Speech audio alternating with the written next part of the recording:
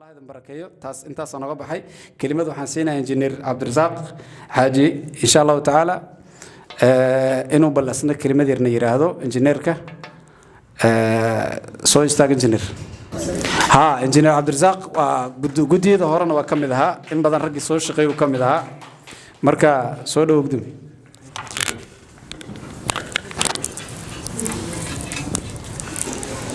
السلام عليكم ورحمة الله وبركاته والسلام يا دمان أضياشة يا علماء يا دكتورة يا دمان يا قبلها يا دنيا واليوم قاعد ما كان كلمة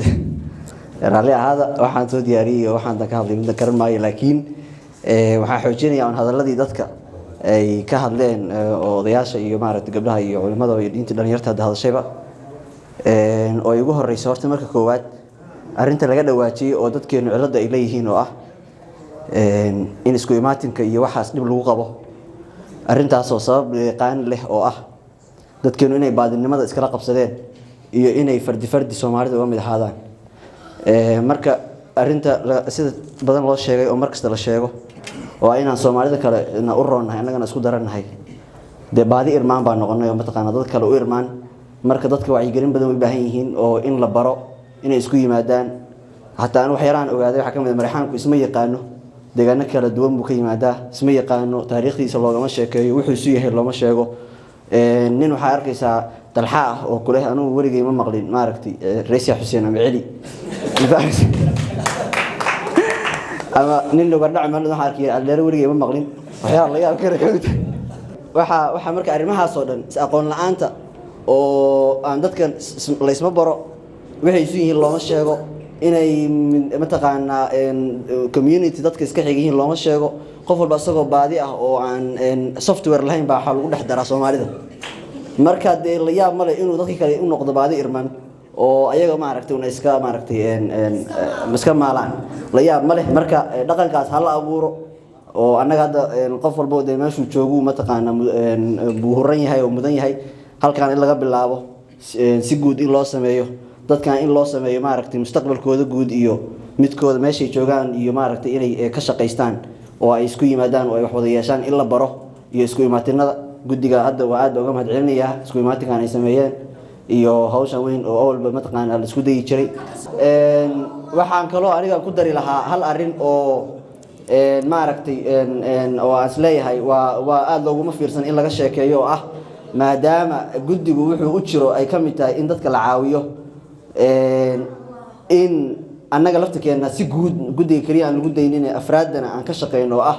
dhalinyarta iyo dadka meesha jooga in la isku dayo qofka ardayga ay halkan jooga ma aragtay shaqo abuurna xataa in la isku sameeyo oo ma aragtay la qofkan wuxuu caawiyo waa inuu jeebkiisu wax ku jiraan marka in ma aragtay dhalinyarta shaqo la isla raadiyo qofka la arko inuu ma taqaana wax qaban karo ama baaga muddo yahay oo hadda asli ka sheekaysayo kale wiil baaga muddo ah jira shaqada in la isla raadiyo meelaha la isku tilmaamo fursadaha la isku garab istaago taas xataa ka muhiimsan qofka in lacag la siiyo in maaragtay isaga inuu isku filnaado oo hadhow inuu noqdo garab buuxin kara oo ku garab taagan taana in la isku garab istaago ayadana waa arrin meesha ku jirto oo si guudna noola ka rabo gudigana haday xooga saari karaan ay tala tahay inay qaataan insha Allah assalaamu alaykum ma santiin aad baa ma santiin waqtiga iska yar darteed gudoomiyahan siinaya inuu noo soo xiray insha Allah taala kelimadiisi wax yar raalahow سادة دين حبان وعيا إن شاء الله ولكن سادة أو هالمامي ورقد يقول قرنا جمعها يقول بتاعي حقا رالي هذا السلام عليكم ووالي مغلان في الحياة دمان ودليرادا الأضياشة يو أرديدا يو معركتي مامويكا ويدي سلامية وحمد العريق دليرادا عيالك حافظة marka insha Allah marka walaalayaal wixii muhiim ah ayo dhanba horta waa odayaasha iyo ragana matalaya ma aragti soo gabagabeeyay aniga wax kale kuma darsan lahayn kaliya waxaan dhihi lahaa marka ma aragti qofka uu deegaankiisa ka soo tago uu yimaado wadan qurba ah waxa uu wanaagsan shakhsiyad ahaantiisana u fiican inuu tolkiisa raajiyo aniga dhamaadkii 2017 markaa imid ninka koowaad raadiyay gudoomiye Xuseen buu ahaa waa qabtay waxaan ku irinayo adaa gudoomiye ahaan maqlay ii waran aan ku iri warbixintii oo dhan uu isiiyo hadda uu fadhiyaa marka dhalinyaro badan oo hadda waxa iska jiro intay iska imaadaan duurka iska galaayo marka duurka gasho dhibaatada iyo xaaladaha la kulanto iyo talaxumada adiga isku geystay marka waa inaad tolkaada soo raadsato tolkaaga la kulanto axwaashooda iyo xaaladooda aad ka wareysato dadkaagana ka mid ahaata marka intaasaan dhalinyarada ku boorin lahaa inta asxaabtayda raggii hore oo maaragtay soo shaqeeyay aad ugu taageersan dhahay gudoomiye daahirkii hore howl fiican buu qabtay ninka odayga oo ka sii horeeyay waa Cabdirasaaq Muuse Baraari oo kulay boogay laakiin gudoomiye daahirka hadda joogana howl ka sii fiican ka filaynaa gaar ahaan waxyaabaha gudoomiyaha hadda jooga aan kala talinayna waxa kamid ah in uu tolka si fiican u matalo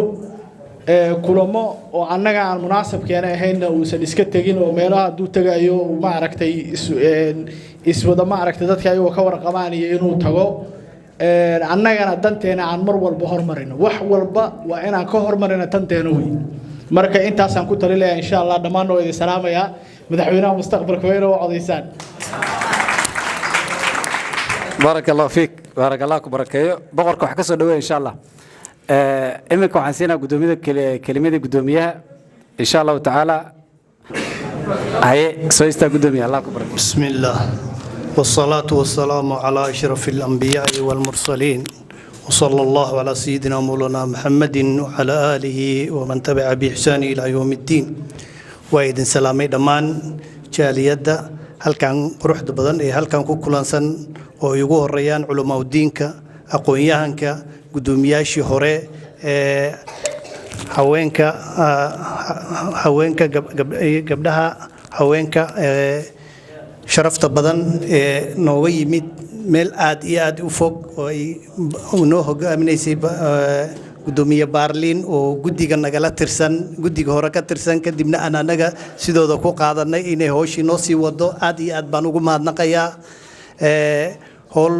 waxay noo qabatay aan aad iyo aad ugu filaynay inay noo imaanayso intaasoo kiiloomitir nooga soo baxday aad baan ugu mahad celinayaa tan kale waan halkan fikirkan in aan hoolkan isugu nimaadno oo rag iyo dumar aan isugu nimaadno hoolkan u qabanay waxay ahayd inay koow isbarasho jaaliyada dhaxdeeda inay isbartaan oo ay ka soo dhaxbaxday in haddaba ay isaqoonin oo halkan isku baranayaan horta fikirkaas aniga la imaaday kadibna gudigaygan la wadaagay kadibna gudigaadii aad bay u raaceen waan u mahadnaqaa gudiga inay iga aqbaleen kadibna aan fikirkan soo gudbinay alxamdulillaah haddana halkii aan rabnay waa gaartay inkastoo dhinaca dumarka aynan noo soo buuxinin sidaan rabnay oo ayaga naftooda inaan baranno ayna bartaan gudiga iyo ay isbartaan jaaliyadda waa muhiimadii koobaad ee halkan u qabanay muhiimadda labaad waxay tahay in jaaliyadda beesha sade ee dalka Masar laga barto dal iyo dibid inay jaaliyad jirto jaaliyadaas oo ah jaaliyad wax u qabanaysa dalka gudihii Masar ardayda iyo caailaadka dibadda ka imaanaya oo hadda laga sheekeynay dhibaatooyinka ku dhacday oo qaar kamid ah qaar ka badan aniga naftayda aan la kulmay alaab yar oo aan macna lahayn oo marka aad fiiriso waxba ahayn $5,000 in looga qaatay beel kamid ah beelaha beesha sade ee aan garteeda wax ka garay 2 qoys marka haddii ay la ogaan lahaa jaaliyad inay jirto dadkaas way nagu soo tashan lahaayeen dhibkaana kuma dhacayn arday badan oo hadda jaaliyadda iyo qaabka ay u shaqeynaysa ana warka haynin oo ay waxooda iska qarsaday inta badan jaaliyadda hadii la soo kulmo loo gurman lahaa marka waxaan rabnaa in gurmadkii jaaliyadda iska warqab badan ugu jiro dal iyo dibad cidii soo socota ardaydii imaanaysa kulli laga warhayo oo loo diyaar garoobo wax allaale wixii dib ardaydaas ku imaanaya inaan macnaha wax ka qaban karna taasina waxay naga caawin karo in sidii uu gudoomiyaha maaliyadda sheegay Maxamed Ali in dhaqaalihii la bixiyo haddii aan dhaqaale haynin aan waxaan ku dhaqaaqanahayn maxaan qaban karnaa waxba ma qaban karno hantiilayaalna ma nihino in ma caawinayno marka waxaan ku caawinaynaa waa waqtiganaga inaan insiino inaan waxaan qaban karna qabanno oo aan halka waxa aan volunteeriga aan u taaganahay mishaar iyo dhaqaalana lagu bixinaynin inaan nagu caawisiin adinkana in dhaqaalahana aad sida loo baahan yahay aad noo u bixisiin midda kale waxaan u baahannahay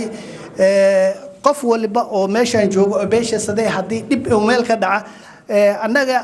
afar nin oo guddi ayaan nahay iyo afartanada guddiga ma ogin meel kasta ma joogin laakiin waxaa jirta dhalinyarada in ay iska warhayso telefoonadana lahaaya telefoonadooda aan hayno sidaan hadda waa bilownay oo aan u soo dejinay in qof kasta oo imaaday telefoonkiisa iyo wax oo dhan aan ka qorano telefoonadana ay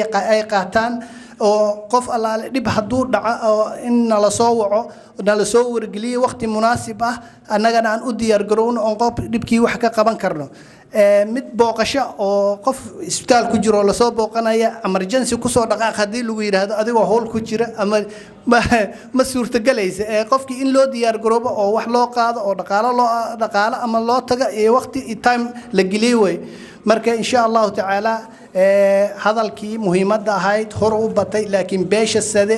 sida aad haddaba indhihiina ku aragtiin kuma fiicna kulanka kuma fiicna ismaqalka ismaqal iyo wanaag hadduu ismaqalka beesha dhexdeeda hadduu jiro waxaan horumar weyn ayaan gaali lahayn taas oo aan